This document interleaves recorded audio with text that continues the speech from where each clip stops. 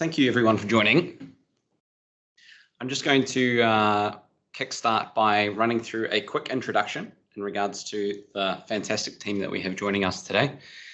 We wanted to bring together a webinar that actually, like most of our webinars, obviously we try to make sure that they have good value and we give you something back for the time in joining. Today I think we've got something particularly special. We've got the team from Mobile Mentor joining us today. They are one of the partners that PBTech has closely partnered with for the last, must be 3 years now, maybe even more. They are one of Microsoft's Partner of the Year award winners, and they're based here in New Zealand, so they're a local partner that we use. I will run through introductions very quickly, and I think people are best to introduce themselves. So maybe we start with yourself, Amanda. Hi. Just recognising a few names here, which is nice. I'm Amanda Gray. I'm an account manager based in Wellington, New Zealand. Predominantly look after government and some of our larger Wellington-based clients. Fantastic. Dennis? Hey, I'm Dennis. I'm the founder and CEO of Mobile Mentor. Set up the company in Auckland almost 20 years ago. And I know I don't sound like a Kiwi, but I am. And I live in the States at the moment. I've been over in the US for the last 7 years building our business over here. I'll be back in Auckland again 2 weeks from now. Very good. Thanks, Dennis. Keisha? Hi everyone. Thanks for making your time today. I'm Keisha, based here in Auckland, and I'm within the sales team at Mobile Mentor. Fantastic. Thank you. I'll just do a quick introduction of myself for everyone who is joining that isn't familiar. I'm Tyler. I'm here at PBTech. I lead the commercial business for PBTech down in the South Island, but I also have a lot to do with our services that we do on a nationwide level, whether it's a bit to do with government or tertiary or some of our corporate customers. This services lead is because I happen to like a little bit of the technical stuff. So one of the reasons why we wanted to bring Mobile Mentor along today was because they're a global endpoint ecosystem study. And this is a very unique study that they run annually. It gives you a few insights into their customers and a lot of other organizations throughout Australia, the US, the UK. And I think this is going to give you a really good insight because PBTech, most of everyone joining today is aware that PBTech is one of New Zealand's largest endpoint resellers. So we also have a very unique insight into what our customers here in New Zealand are doing. And that combined with an ecosystem study on a global level, hopefully we can take a lot from what is happening in the Microsoft space and translate it into what Kiwis are doing these days. Right, I'm going to hand it over to Dennis with no further delay. Awesome. Thanks, Tyler. And thank you all for your time and attention today. I'm super excited to share this with you. We did this research at the very end of 2023. You are the first audience to see this. We've not published it yet. It comes out next week, so that you'll be the first people to see this. And I'm excited to share it with you because there's some really interesting, there's some bombshells in there that really surprised us, and there's some really interesting insights we can learn from in how we manage our endpoints. So the way we think about this is we think about this thing called the endpoint ecosystem. And if you had the opportunity to stand outside the window of one of your employees who works from home and look to see what's on their desk, what's all the devices and the cables and the setup and configuration on their desk, I bet you every employee will be different. They'll have different hardware. Some is owned by your company. Some might be personal devices, BYO devices. They'll have different versions of the operating systems and applications. They'll have personal stuff mixed up with work stuff. And God knows what they're doing with their passwords and where they're writing things down. But everybody will be different. And we want to understand what's actually going on in the modern hybrid workforce. Because when you think about a company with 50 or 100 people and they all have a unique setup and you smash all that together and think, oh my God, we've got to manage all that complexity, all those endpoints, all that software, all that security and the authentication experience. We've got to provision those people and support them. That's the endpoint ecosystem we're interested in understanding. So we did this study in 3 countries. And sadly, we couldn't do it in New Zealand. We're a New Zealand company. And, we founded the business in New Zealand 20 years ago, but we couldn't get a big enough sample size to be statistically relevant in New Zealand. So we got 500 respondents in Australia, 500 in the UK, 1,400 in the USA. So we've got a 3% margin of error internationally, but no representation from New Zealand. So what we're going to do today is share with you some of the findings from the international market and then pressure test them to see, would it be any different if we had been able to get the data in New Zealand, and based on what you see happening in your own organizations and what PB Tech see happening across the industry, would it be any different? So we're going to pressure test this and have a little bit of fun with some of the findings. So first thing I want to share is hybrid work as a phenomenon actually has not changed. In the last 2 years, it has not changed. It's now the most popular form of work. 50% of people are hybrid. 39% are full-time in office, 11% full-time remote, 8% work in other locations. So people are kind of all over the place, and we know they're using multiple devices, which makes all of this interesting. So hybrid work has not changed, but a lot of other things have. And the first bombshell for us was people feel like they're most productive and do their best work in an office, not at home. People say security is getting in their way, and they feel motivated to find workarounds.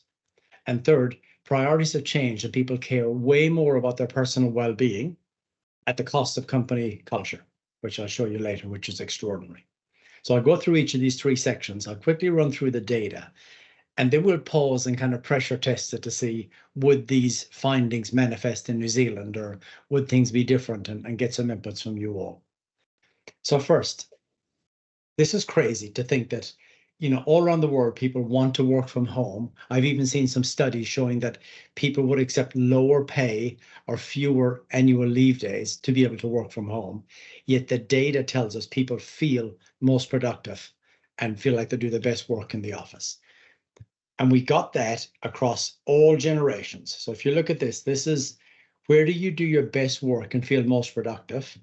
And a bunch of people said they're very productive at home, some roughly 40%, and then some said they're somewhat productive. Then if we look at in the office, big change, up to 60% or almost 60% on average, people saying they do their best work and feel most productive in the office.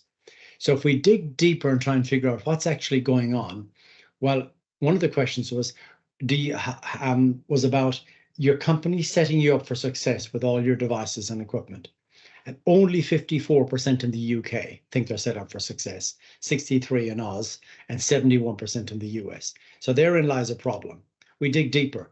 Employee onboarding is still a huge pain point. So despite the fact that many people are now using Windows Autopilot and Apple Business Manager and Android Enterprise and all those zero-touch provisioning tools, it still takes 2 to 3 days to set up a device, and the employee has to contact support 2 to 3 times. So it's painful. Guess who's got the biggest problem? It's Gen Z. So we sliced our research across 5 generations. Gen Z, who's the newest generation coming into the workforce, young millennials, older millennials, Gen X, which is my generation, and then the baby boomer generation. And super interesting to study the generations, and in particular Gen Z, because they are the newest generation in the workforce. And the best way for us as leaders and managers to predict the future is to see what Gen Z is doing and track their behavior and track their perceptions, their attitudes, their behaviors, because they're being promoted into management positions, and they will eventually be the largest group in the workforce. So Gen Z is super interesting. So it takes them the longest to get their devices set up. And across the 4 industries we looked at, finance has the greatest problems with device setup. So we studied finance, healthcare, education, and government. Why? Because they're all mandated to secure something or protect something. Patient record, student record, finance data, citizen data. So these are industries that really should have their house in order when it comes to security. We're going to show you some data that people who work in those industries may not like, but it's what we found from the data, so it is what it is. Then we look at tech support. All the data tells us that tech support actually deteriorated in the last 2 years. The time it takes to get a response dropped from 2022, to get a resolution dropped, and Gen Z seems to wait the longest to get support, to get tech support. Self-service options, not well adopted, very poor actually. And then when we look at it across the generations, millennials are the most self-sufficient. They use self-service options the most, boomers the least, no surprise there. And then finance industry is the most self-sufficient, healthcare is the least. And what can we learn? What can we learn? What can we pressure test? So what we got from this was remote employees, in particular younger remote employees, seem to have the most problems onboarding, taking multiple days. IT support is perceived to be slow and slower than it was 2 years ago, both to respond and to resolve. And there are limited self-service options available to the respondents. And we're wondering, is this why employees feel like they would be more productive in an office setting than trying to battle through all these things at home on their own and logging tickets? So I'd like to turn it over to the panel and see what you guys think. You know what, Dennis, that study is really quite spot on. You know, shrinking it back down to the Kiwis and little old New Zealand, a lot of that reflects to the customers that we talk to every single day, whether they are government or tertiary or just even SMB, a few larger corporates as well. It's very similar. You definitely notice a lot more adoption in terms of Microsoft technologies for like Intune and Autopilot. A lot less hybrid customers these days, which is good. Yeah. But it's still a pain point to be able to onboard those employees. Yeah. Right? Even though you've got Copilot and everything like that coming, being able to integrate Intune into Autopilot and getting the devices out sometimes proves to be a bit more of a challenge than initially thought. Yeah. A lot of the organizations that we're dealing with at the moment are in the middle of a migration journey. So they're actually still a little bit legacy and a little bit held back. And I think that sometimes plays a part in the onboarding experience and also the support mechanisms that they have in their organization. Yeah, and let me open as well if there's any questions from the audience or from our participants on this. Absolutely. If you guys have any, we'd love to hear what you guys are experiencing at your organizations. I see Rob raised. Rob. Can we give Rob? There we go. Yep. There we go. Got it there. I'm just with the IT support sort of perceived to be slow. One of the things I've noticed a lot is that companies tend to go far more into the software as a service field as well, and that's just to cope with remote working. I know myself, I've experienced the service from those companies is typically a roadblock. So it is perceived to be slow, without a doubt, but sometimes I think someone mentioned before about little old New Zealand. We don't always get the same service as you would do in the US, the UK, or anything like that, and that's very evident. So yeah, I think that's just something that might be worth sort of thinking about too. That's a good point. If you think about New Zealand's biggest SaaS company, Xero, I don't think you can call them. It's chat only. Yep. And 100%. that speaks to your point. And many other SaaS companies are like that, it's chat only. So that would help explain that. Salespeople are pretty good. Yeah, of course. Yes. They want to talk to you, right? Nick, you've got your hand up. Yeah, I just wanted to, I guess from my perspective, working on the help desk in a smallish, I don't know what 400, 600 something company now.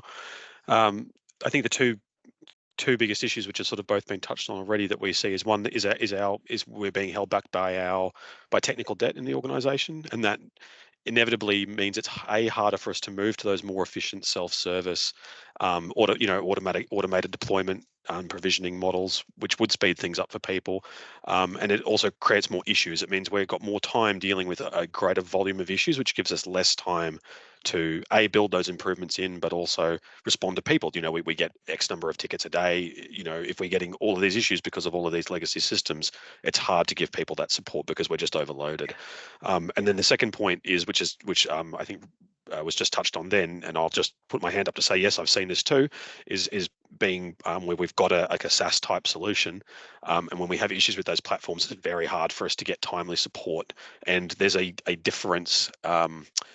Users are confused, or there's a difference in quality between what they receive for our internal systems in terms of response time and ability to fix problems versus issues that come via, through us but ultimately it's a vendor issue. It's very hard to get that same timeliness of support.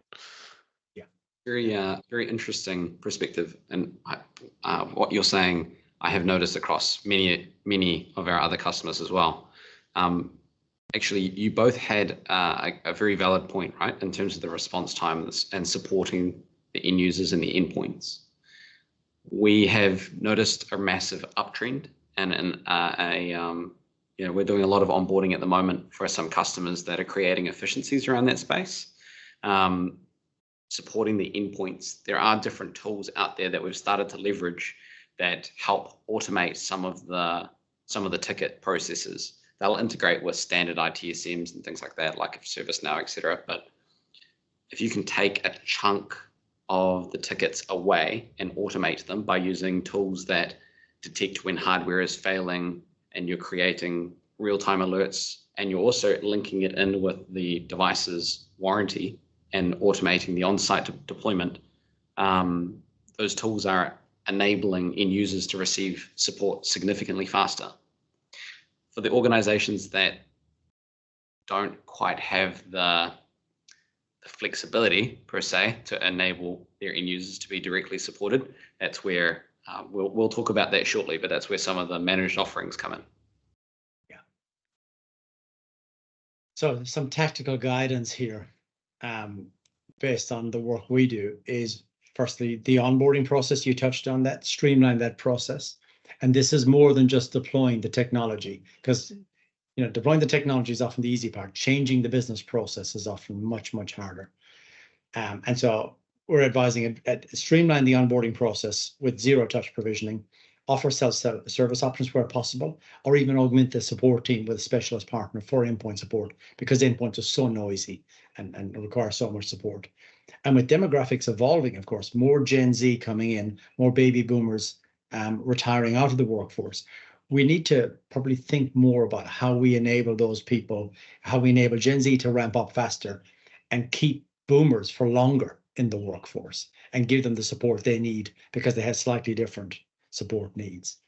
And by the way, at the end, we're going to share with you something that we've got on offer, a free offer we're putting out there. So don't drop off early, because it relates directly to this. So Tyler, I'll move on to the second topic, which is security, right? And there's a comment in the chat as well from Beverly Monson about people not appreciating secure environments. You're absolutely right, and we're gonna talk to this, because what the data tells us is that security is overwhelming some people and causing challenges, we'll say.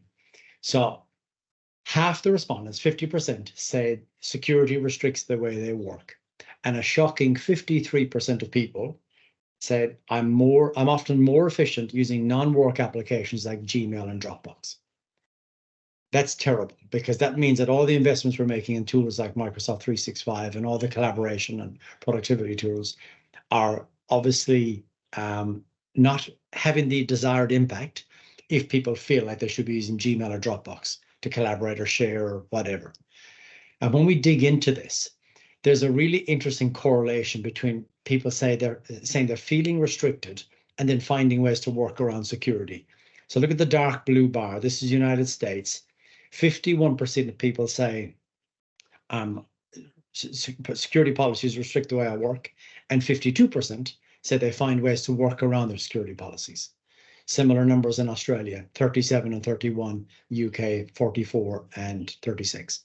So really strong correlation between feeling restricted and being motivated to find workarounds.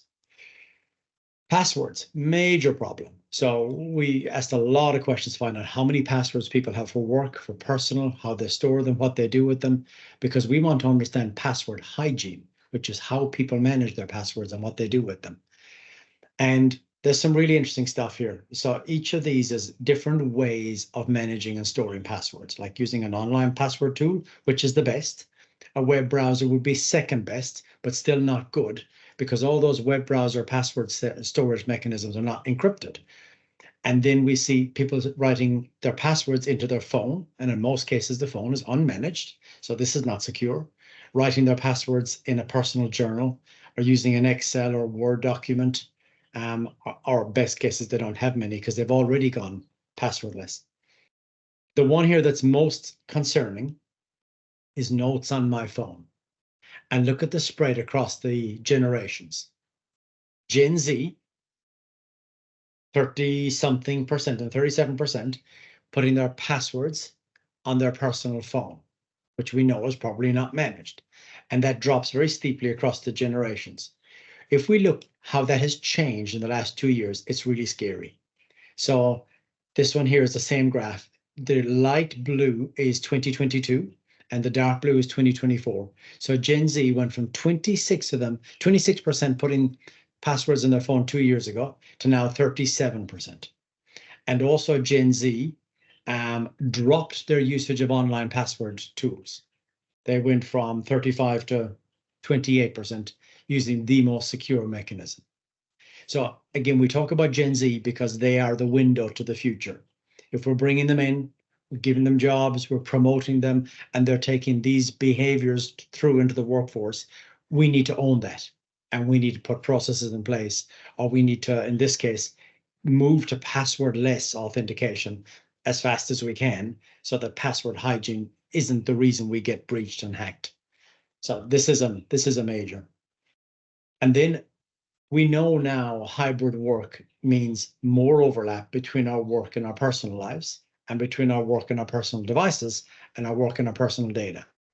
We have this mishmash of devices on the desk, some personal, some work, stuff is all over the place. And BYOD has been an unresolved problem for many companies and many people for the last 15 years. Well, you're going to hate this, but it just got worse, because the data tells us that 39% of companies have secured BYOD, but the data also tells us that 60% of people are using their personal laptop for work. So we used to think of BYOD as a mobile problem.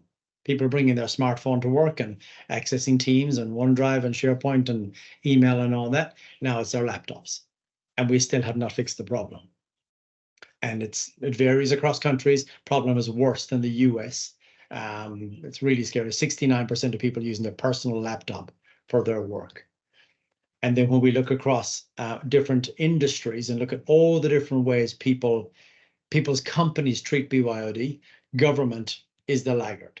So either government is doing a very good job in putting up barriers and walls and saying, we're not doing BYOD, we're going to supply you a fully managed, secured, patched device, or they're ignoring the problem if it is happening with some devices. So government seems to be a big outlier in not addressing this in the way other industries have. And then we find also in security, we've got misaligned interests. And to Beverly's point, 70% of people care more about their personal privacy than their company security. And that varies across the generations, as you would expect, to a certain extent, but not massively. But this ratio of 70 to 30 is interesting. Until we dig in and look at the generations and look at the way this steps across the generations. This question was on a scale of 1 to 10, how important is company data to you? And these graphs are missing the charts. This one was company data, and this one on the right was personal privacy. And so in both cases where people said 10 out of 10, look at the way the generations scored it. Gen Z cares the least, Boomer generation cares the most, and almost a smooth distribution across the generations. So the older people in our companies get it. They care about protecting company data. They care about their personal data. The younger people don't care as much. that came through from all the different questions. And it was the same trend 2 years ago, but accentuated this time. Here are the topics, personal data and the company data. So huge impact there of age on attitude. And then Australians are an interesting bunch. So when we look to see what they care about, they care a lot more about privacy than people in the UK and the USA. See, they're an outlier. 81% care more about their privacy. 19% care most about their security. And how has that changed in the last 2 years? Massively. Australians went from 70%, which was kind of the same as everybody else, to 81%. And I guess my question there is that because of all the focus on privacy legislation and some high-profile breaches we've seen in Australia? Suspect it probably was. And then misaligned interests again. Industry matters. So when we ask people, how often do you see security policy at work? Finance wins. And we ask, how often do you get security awareness training at work? Finance wins. They get the most frequent training. And so I guess key insights here that we're taking out of this is we know we all need more security in our businesses, not less. We can't dial back on security, but we need to find ways to make it invisible and kind of baked into the fabric of our work. So we're not incentivizing employees to find workarounds and to be tempted to use Gmail and Dropbox and whatever else they're doing. And then we know also that hybrid workers experience their company and their culture and their collaboration and their colleagues through their devices. So getting this balance right between security and their experience, probably never more important than getting it right now for hybrid workers. So Tyler, I hit you with a lot. Well, how do you think this would play out in New Zealand? Very interesting data you have to share. I love that the Australians obviously an outlier in regards to the personal interests, particularly around privacy versus security. Obviously, a lot of Australians having to change their driver's license and their passports probably had a lot to do with it. Yeah. When people are affected personally, right? But in regards to what a lot of our customers say, right? They definitely notice that their workers, like actually Beverly mentioned it perfectly earlier, right? Your workers have less appreciation for the secured corporate environments that they have these days. And that speaks to the increased levels of security, right? The new norm, the full integration within Microsoft and things like that. There are more hurdles these days than there used to be. There's a lot more consciousness around compliance and things like that. But what I think New Zealand and what a lot of our customers are, what's topical, I guess you could say, is how do they turn that into more of an invisible security? How do you remove those barriers? How do you make it so that the end users are compliant and secure, but also, not blocked from doing their job, right? Or the onboarding, or transitioning to a different device. I mean, a lot of our customers are going biometric, right? I've got many, both government organizations as well as SMBs and enterprises and corporates that won't buy a device unless it has Windows Hello built in, right? Yay. Yeah. So removing those barriers, oh, well, there we go. There we go. Got it right there. You anticipate it. You're dead exactly. Right. You're spot on. Being able to remove those passwords, being able to stop, regardless of the generation, stop them from writing it down on their notes app on their phone or physically in a notebook or storing in a password browser. Going passwordless is significantly higher on the priority list. Yeah. And to your point, buying hardware that's got a TPM 2.0 chip and an infrared camera, so that at least we're not adding new technical debt to our environments. So yes. There's a piece of work to go passwordless. You got to get your SSO, conditional access policies, your MFA, all that. There's a piece of work and there's a cultural change. But our advice to clients is make sure that every new device coming in is not adding more technical debt, that it is capable of doing Windows Hello at a minimum. And that also new applications coming in are SAML 2.0 compliant, so that they've got the SSO capability. So everything new you're adding is either has biometrics or SSO capability. So you have this pathway to go passwordless as soon as possible. That's the biggest risk most of us have. And then the other bit of technical guidance is, all the mixed use of devices. Organizations need a BYOD policy that very clearly states there's two sides to this coin. One side is security. We, the company, absolutely unconditionally have to protect company data. By the same token, we need to be hands off your personal device and your personal apps because they're yours, and stating that in a clear policy and then enforcing it through the technology. We have to do that. And then the last bit of guidance we have is around security. So the data tells us people don't care about security. They care massively about privacy. So the secret here is reframe the security message in the context of privacy. And if we bang on at people and say corporate policies and audit and compliance, they turn off, they're not listening. If we say, Tyler, we want to make sure your salary and your home address and your HR records never leave this organization. Got your attention, right? And we're putting in these measures to protect that information and make sure we can protect your data with integrity. Correct. That was personal and that cut through. But if I talk about audits and compliance and policies, you're just going to glaze over. That's what the data tells us. So a very simple thing we can all do, change our language, make it personal. Spot on. I really liked the point that you mentioned in there in regards to BYOD. You mentioned once upon an environment, it was mobile phones, right? And now these days, as Connor said in the chat, shadow IT, right? It's everywhere. It's on your phones. It's on your laptops. Your metaphor earlier was a really good example of that in regards to the employee's desk, right? Whether it's messy and it's got a lot of endpoints on it and they're using their iPad and things like that aren't compliant, but they're using it to access work data, right? Yeah. You've got someone who's completely modern and passwordless, but they've still got a couple of BYOD elements in there. The reason I bring that up is because we've actually been helping a lot of customers recently. In fact, actually, you guys have been helping us with a lot of our customers recently on that exact topic, right? On that journey. One of our customers was migrating from a different MDM. They were aligning with Intune because they're already paying for all the licensing. It's already built into their environment. So it's not only a migration journey, but it's also how can we implement best practices along this journey? How can we adopt and accommodate for everything that we didn't used to? Dennis, is someone comment about shadow IT? I think we have a lot of experience with universities and there's a lot of shadow ITs in there. Can you share some story, like how we normally deal with that or advise customer to deal with that?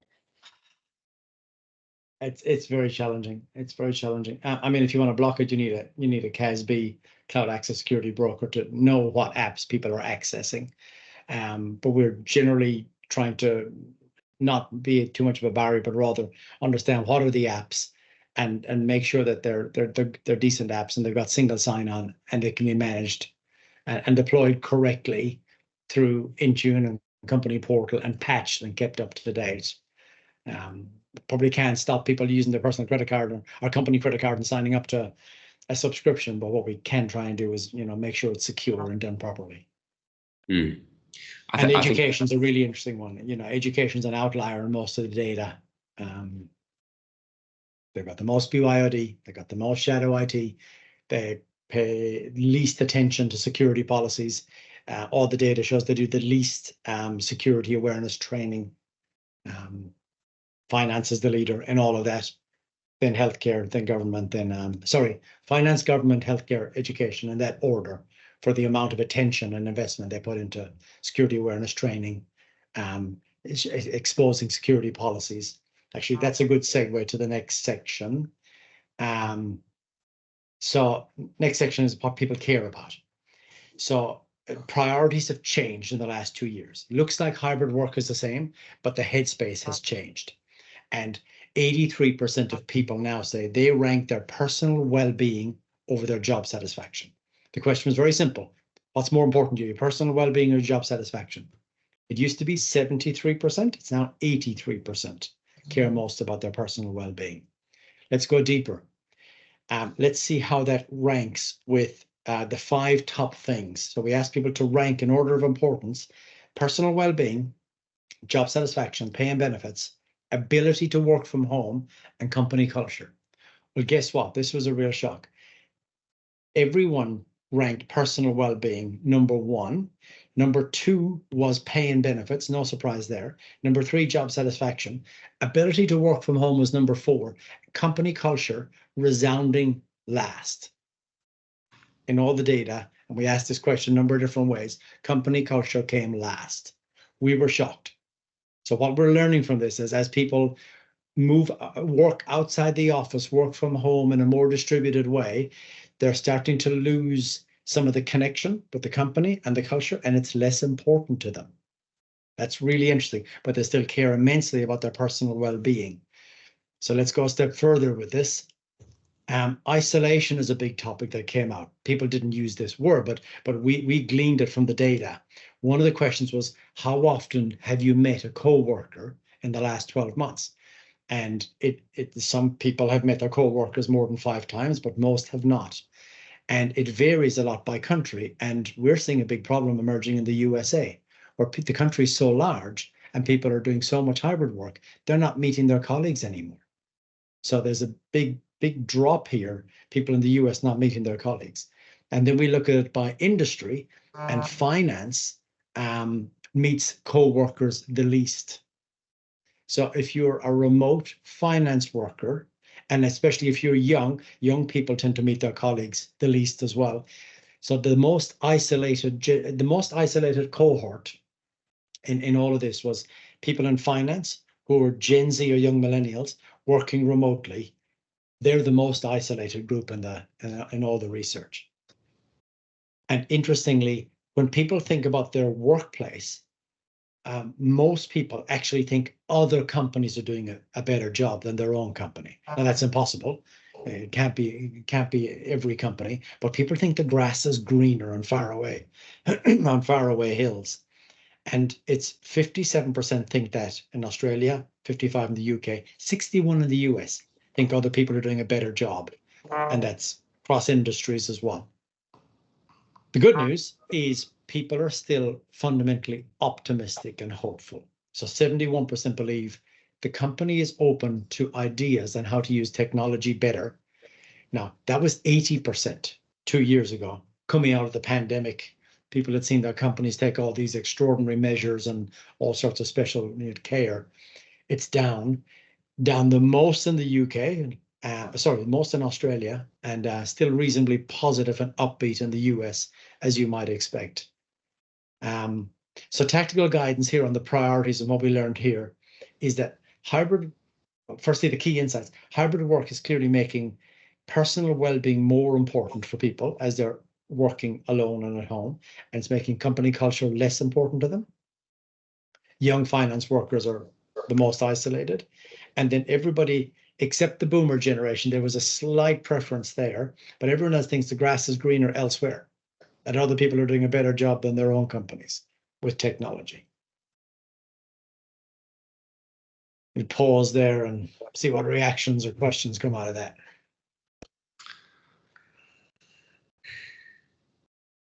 We did actually have a question earlier, Dennis, from Liam in regards to some of the data that we're presenting, like remote desktop applications, Citrix, etc.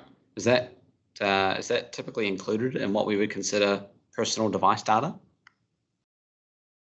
Personal device. I didn't see the question, but personal device data. I would say yes. So when we're accommodating for the employees and how they use their personal devices, that would also include they're using a laptop. There's, it might be BYOD, it might not, but they are joining, remote desktop remotely, either WVD, Citrix. Yeah.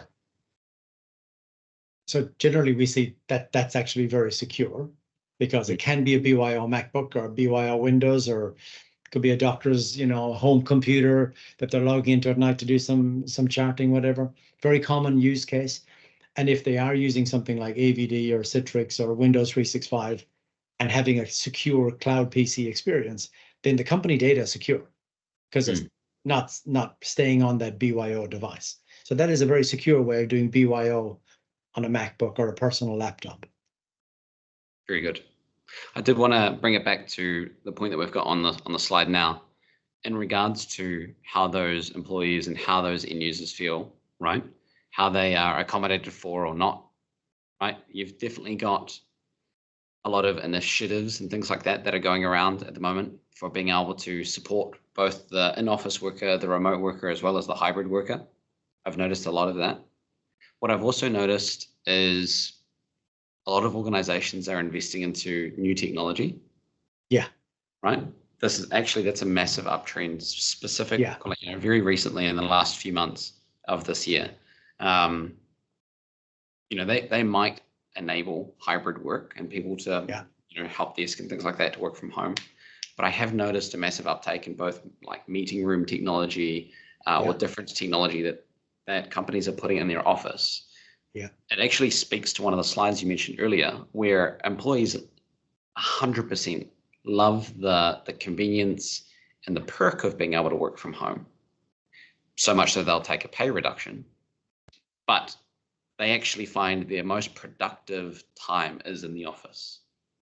So what companies are doing and what a lot of our customers are doing is implementing, interactive displays and things like that in their meeting rooms.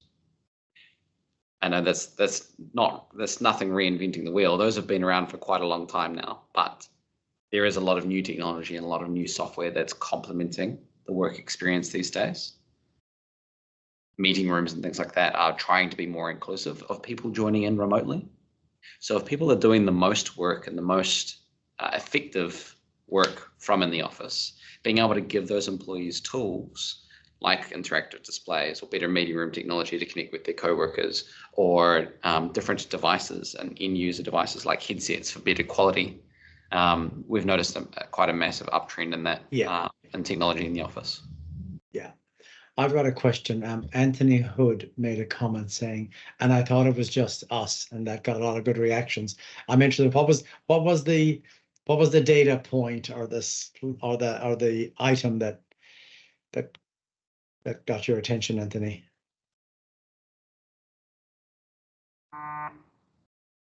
Education. Okay. Yeah. We definitely noticed that because we've done a bit of work with Mobile Mentor, obviously being a great partner of ours in some universities here in New Zealand. I'm not sure. I won't mention which ones, but more than one we've done a lot of work with, and that everyone thinks their environments are complex and difficult and unique. A lot of the time they are, but you don't need to reinvent the wheel, right? To some degree, a lot of the accommodating for their environments can be complex. Policies can be very burdening, and the hurdles are very visible.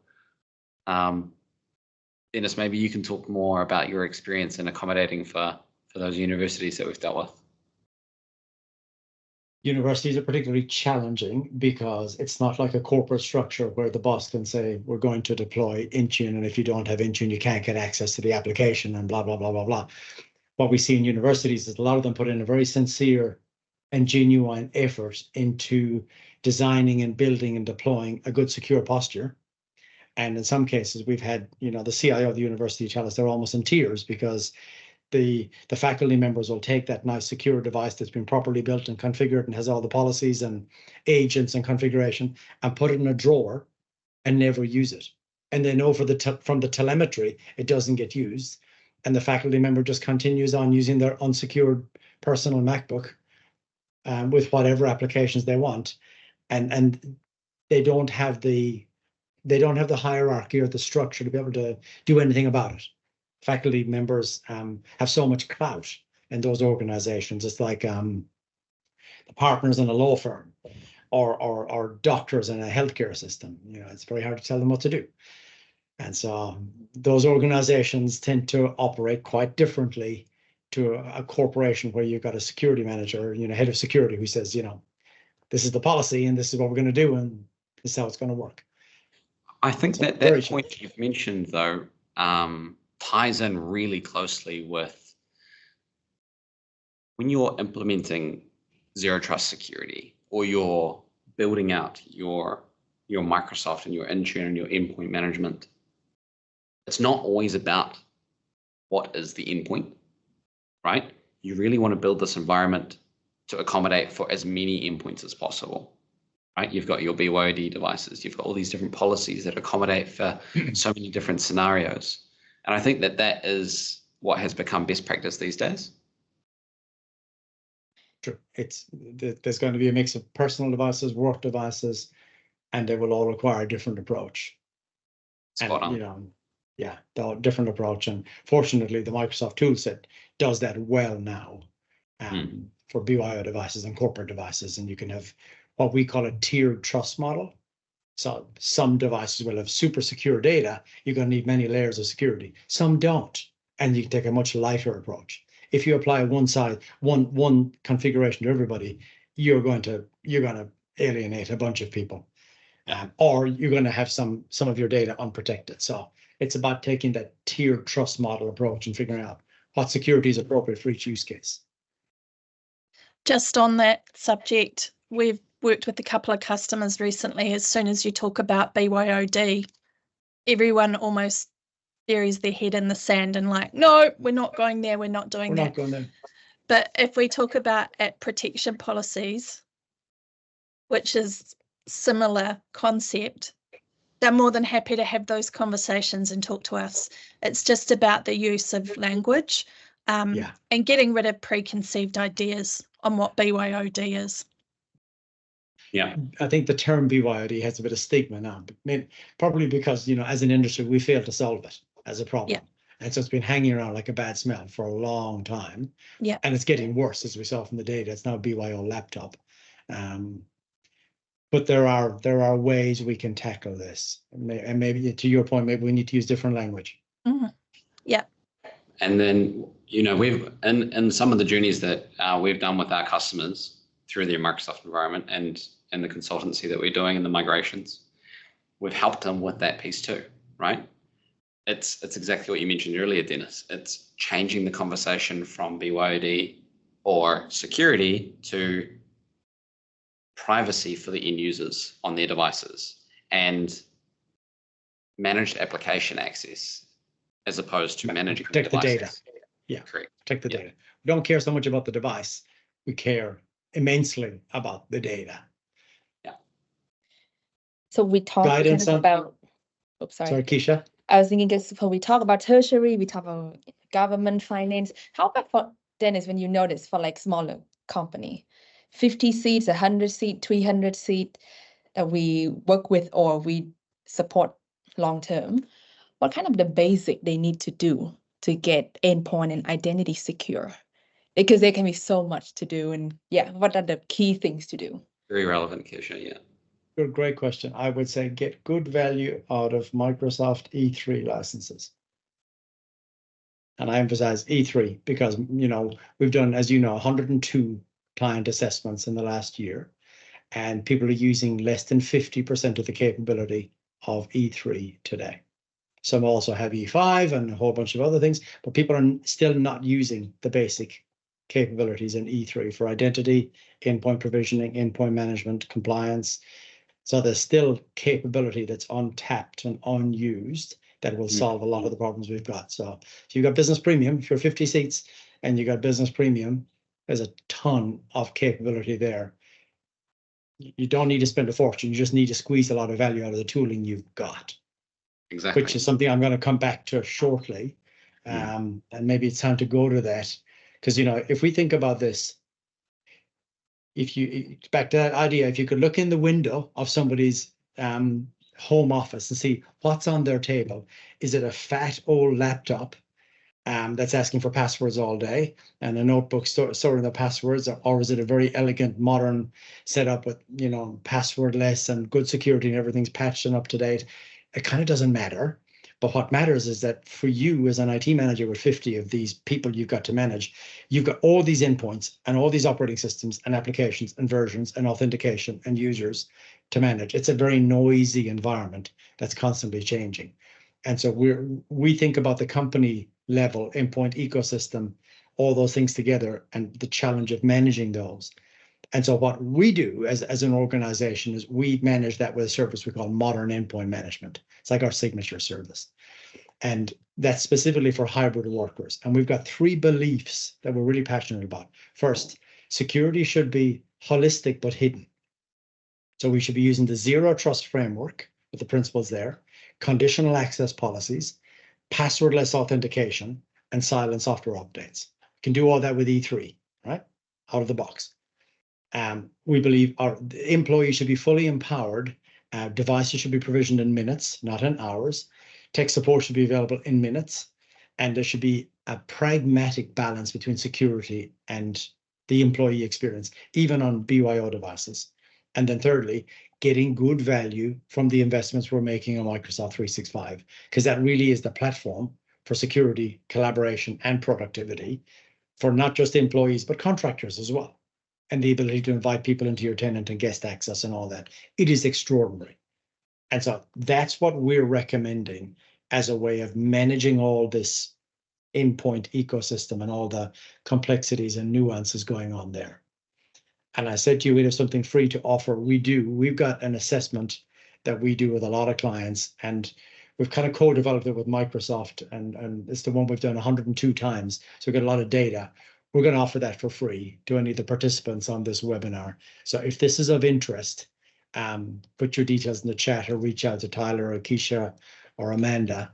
And the way that works is we take 1 hour of your time. We're going to hit you hard with about 60 or 70 questions to understand your environment, identity, endpoint, provisioning, employee process, use cases. Plot you on this framework we've got.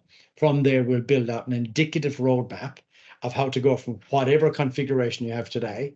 And for most people, they're starting with SCCM and maybe a bit of Jamf for a bit of AirWatch, and how we go all in with Intune. If you've got Microsoft licensing, what are all the steps and the phases of that? And then kind of give you options on how we can help. What are the things you want to do yourself? What are the things you want us to do for you as a partner, and give you options to move forward and get this under control. We've actually done so many of these assessments now with Mobile Mentor. I've done a few with Amanda, Keisha, and I'll actually ask both of you to talk a little bit to it. But what I've noticed a lot of our customers do is they'll take that free assessment because it is quite in depth and in detail, right? And they get this great overview of where their organization sits in comparison. But then they'll leverage that and they'll go to the rest of the business and create the business case, right? So then they can say, this is where we're sitting. This is why we need to prioritize XYZ tech debt, right? Because at the moment we're sitting all the way down here. We have the capability, or maybe we don't have the capability, right? But it gives you these things. Exactly. It gives you fantastic insights. I mean, Amanda, Keisha, you could probably talk anecdotally about some of the customers that we've done together. Yeah, it's definitely thought-provoking for the customer and for us. We learn a lot about how customers are working.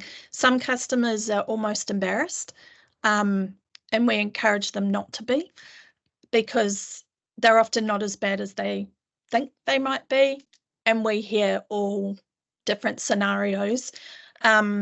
Some customers share their Microsoft security score with us, and we've seen some pretty bad ones. We've seen some great ones. So we see all, and we're not there to judge. We're there to help. Move forward. Yeah, move forward. And as Tyler alluded, the document we present, there might be some surprises for some organisations, but it gives you somewhere to start and to go internally and say, this is what we need to do. And one of the things I'm seeing with some customers is, instead of when they do their project or their budgeting for next year, it's really hard to know what the year is going to bring. We don't know what Microsoft are going to release. We don't know what's coming to the market. We don't know what threats are coming. We can have an idea. So we're seeing a pool of funds being issued for IT and very quick turnaround on approval of projects during the year. And it can give you leverage to go into the team and go, hey guys, this is urgent, this is important, and this is what we think we need to focus on right now. So we can help with those decisions. Someone asked, have we done many assessment for company that's use Linux for around Linux. 20%? Yeah, Linux. user base. That's a good question. I haven't. Dennis, have you come across No, it? I have not. Not for that. Not for 20%. No. Hey, well, it is a free assessment if you want to be one of the Yeah. one of the few. We can By help all you with the means, other try it out. 80%, but not that 20%.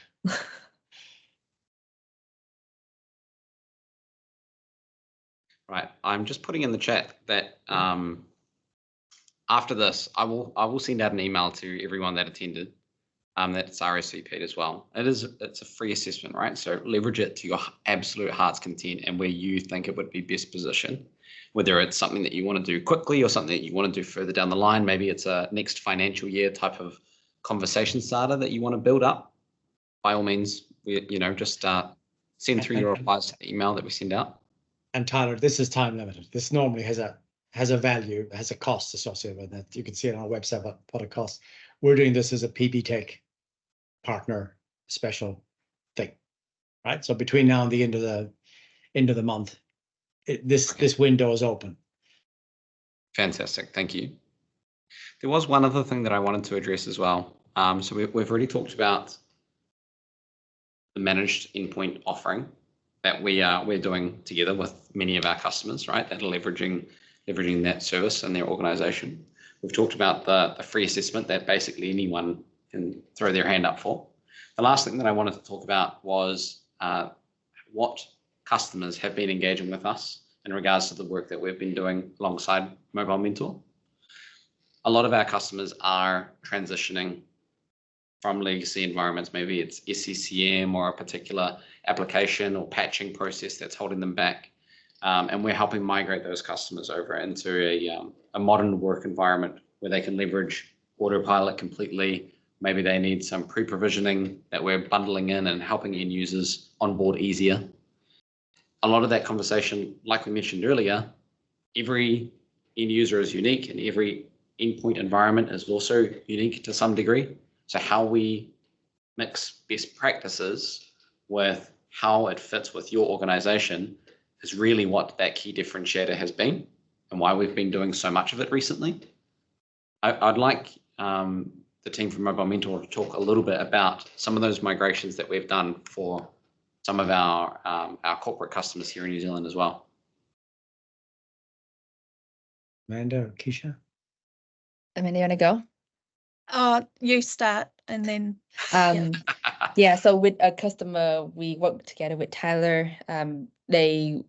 They have on another MDM solution before, and then they want to put everything onto Intune because they already had the license for that.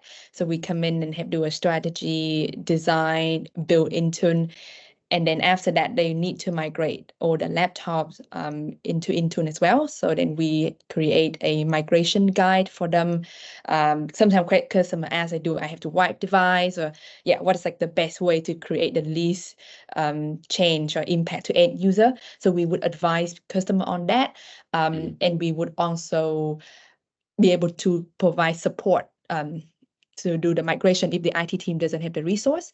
And after we do the build, we can also help customer to do ongoing management after that as well.